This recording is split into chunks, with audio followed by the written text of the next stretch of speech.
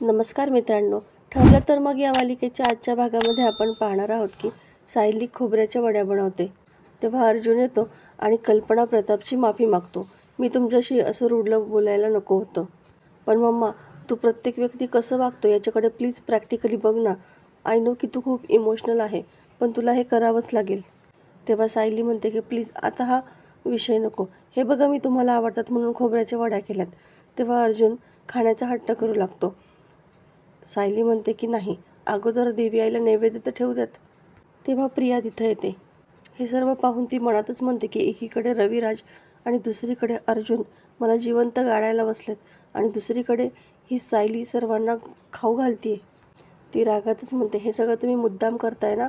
एक तर कोर्टामध्ये माझ्याबद्दल खोटं नाटं सांगितलं आणि आता इथे येऊन माझी हार सेलिब्रेट करताय का? आणि हे घरामध्ये असं गोडधोड करताना तुला लाज नाही वाटली का सायली? आणि असं म्हणून ते ताट ती उधळून लावते. प्रताप रागातच म्हणतो की तन्वी, ही वागायची कुठली पद्धत आहे?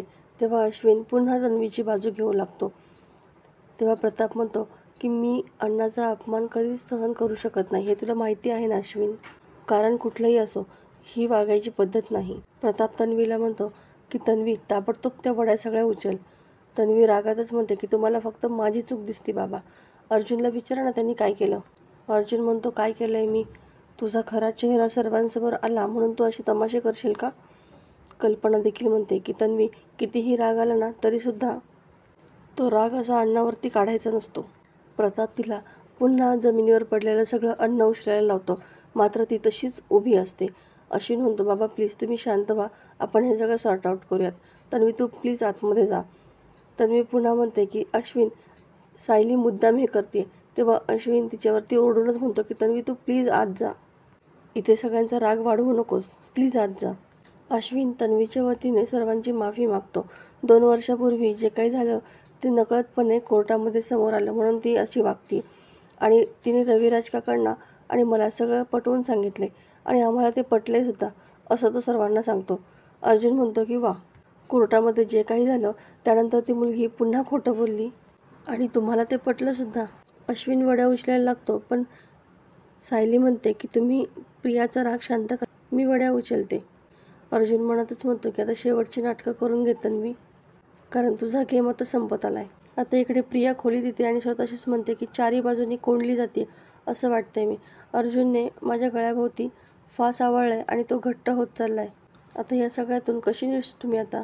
आता सायली तिने लावलेली सगळी रोपं पाहत असते. अर्जुन विचारतो की काय पाहताय? तेव्हा सायली म्हणते की काही नाही, नात्यांचा प्रवास. मी घरामध्ये आल्यानंतरच ही रोपं आली आहेत ना. बाबांच्या नावाचं रोप किती छान बहरलंय. याच्यामध्ये माझ्या आणि बाबांच्या नात्यामधली सगळे चढउतार आहेत. तेव्हा अर्जुन आणि सायलीला मागचे सर्व प्रसंग आठवत असतात.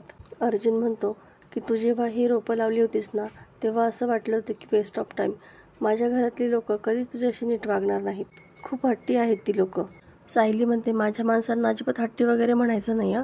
अर्जुन म्हणतो, त्यांना जगातली बेस्ट सून मिळाली आहे, मग हट्टी नाही तर काय? सायली म्हणते की आय ऑब्जेक्ट. मला याच्यावरती माझं म्हणणं मांडायचं आहे. पहिली गोष्ट म्हणजे रागवणं हा मोठ्या माणसांचा अधिकार आहे आणि त्यामध्ये सुद्धा त्यांचं प्रेमच लपलेलं असतं. त्यामुळे त्यांच्या खडूस मुलाने त्यांना हट्टी वगैरे म्हणू नये. अर्जुन म्हणतो, म्हणजे बाकी घरातले सगळे चांगले आणि स्वतःचा नवरा खडूस? सायली म्हणते, मी खडूस सुभेदाराची बायको म्हणून नाही तर गोड सुभेदारांची सून म्हणून बोलते. आणि हो, अर्जुन सुभेदारांना सक्त ताकीद देण्यात यावी की त्यांनी माझी सासू सासऱ्यांना काहीही बोलायचं नाही. अर्जुन म्हणतो, ठीक आहे, नाही म्हणणार. आता इकडे साक्षी पुरती घाबरलेली असते. आता मला क्लिअर झालं आहे की मी जेलमध्ये जाणार आहे. अण्णा, ती प्रिया पकडली गेली आहे. हे प्रूव्ह होणार की प्रियाने कोर्टामध्ये खोटी साक्ष दिली. महिपत म्हणतो, काळजी करू नकोस, ती दामिनी देशमुख बाई असं होऊ देणार नाही. साक्षी रागातच म्हणते, तुम्ही गप्प बसावं अण्णा. तुम्ही तर म्हणाले होते की ती दामिनी देशमुख कधी हरत पण नाही. मग आता काय झालं? त्या अर्जुन सुभेदारने तिला सुद्धा हरवलं आणि तो आता ही केससुद्धा जिंकणार. महिपत तिला समजावतो, एक इयरिंग तिच्या बाजूने काय पडली तर मग काय आभाळ पडलंय का? अण्णा, जर त्या अर्जुनने मधल्या 2 तासामध्ये रिसॉर्टमधून बाहेर पडून मी कुठे गेले होते हे जर सिद्ध केलं तर? महिपत म्हणतो, अगं पण त्या अर्जुनला हे कसं कळलं?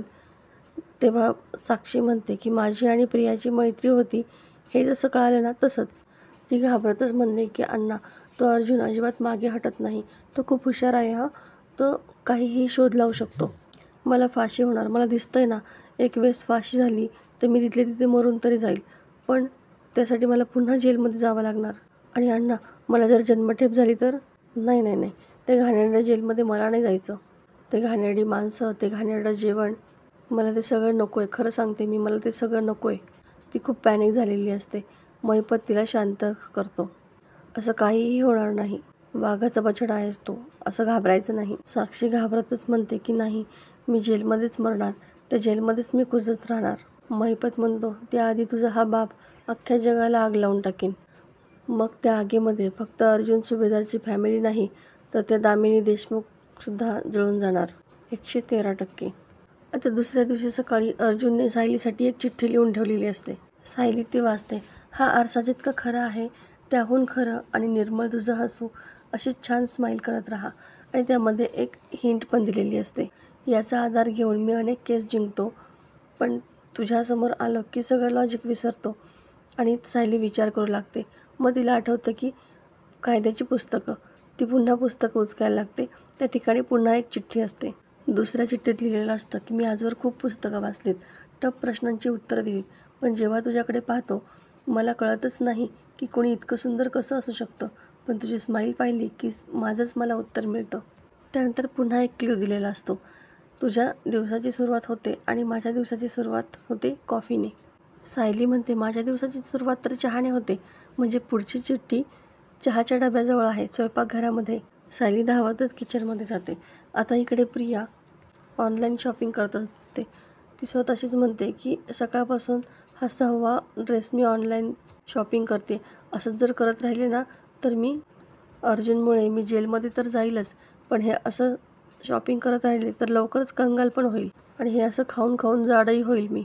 स्वतःला कितीही शांत ठेवायचा प्रयत्न केला ना तरीसुद्धा एका बाजूने अर्जुन आणि दुसऱ्या बाजूने किल्लेदार येताना दिसत आहेत मला. आणि दोघांच्याही हातामध्ये असा गळफास आहे. आणि महिपत तर तो तर फाशीच्या फंद्यामध्ये पडणारच नाही, डायरेक्ट ढिशक्याव.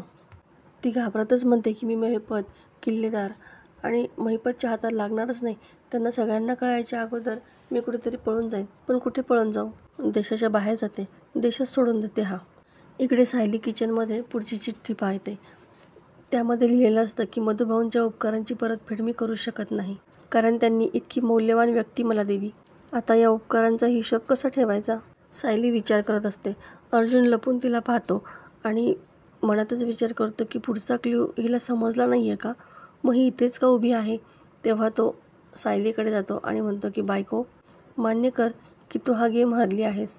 सायली म्हणते, तुम्हाला खरंच असं वाटतं का की मी हरली आहे? हा गेम तुम्ही सुरू केला आहे, पण तो संपवणार मी.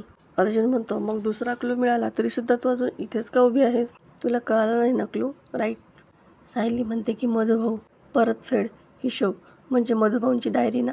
मग तेव्हा अर्जुन म्हणतो की अगदी बरोबर. तर मित्रांनो, येणाऱ्या भागामध्ये आपण पाहणार आहोत की अर्जुन आणि सायली मधुभाऊंच्या डायरीपर्यंत जातात. तेव्हा मधुभाऊ सांगतात की जावई बापू, 1 रुपयाचा जरी खर्च झाला ना तरीसुद्धा मी तो डायरीमध्ये लिहून ठेवायचो. तेव्हा अर्जुनला क्लिक होतं. आणि विलासने जेव्हा तुमच्याकडे पैसे दिले होते ठेवायला, मग ती इन्फॉर्मेशन तुम्हीसुद्धा डायरीमध्ये लिहून ठेवली असेल ना? मधुभाऊ म्हणतात की हो, अर्थातच. अर्जुन म्हणतो की या इन्फॉर्मेशनचा आता आपल्याला खरंच खूप मोठा फायदा होणार आहे. तेव्हा अर्जुन सायली ती डायरी शोधायला जातात. त्यांना ती सापडते आणि त्यामध्ये सगळा हिशोब लिहिलेला असतो. अर्जुन म्हणतो की या सगळ्या माहितीचा आपल्याला खरंच खूप उपयोग होणार आहे आणि मला खात्री आहे की हे सगळे पैसे महिपतचेच असणार आहेत. आता ही डायरी आपल्याला महिपतपर्यंत पोहोचवेल. तर मित्रांनो, आजचा हा एपिसोड तुम्हाला कसा वाटला हे कमेंटमध्ये सांगायला विसरू नका. अशाच नवनवीन व्हिडिओ अपडेटसाठी चॅनलला सबस्क्राईब करा. नोटिफिकेशनसाठी बेल आयकॉन अवश्य दाबा. व्हिडिओ पाहिल्याबद्दल धन्यवाद.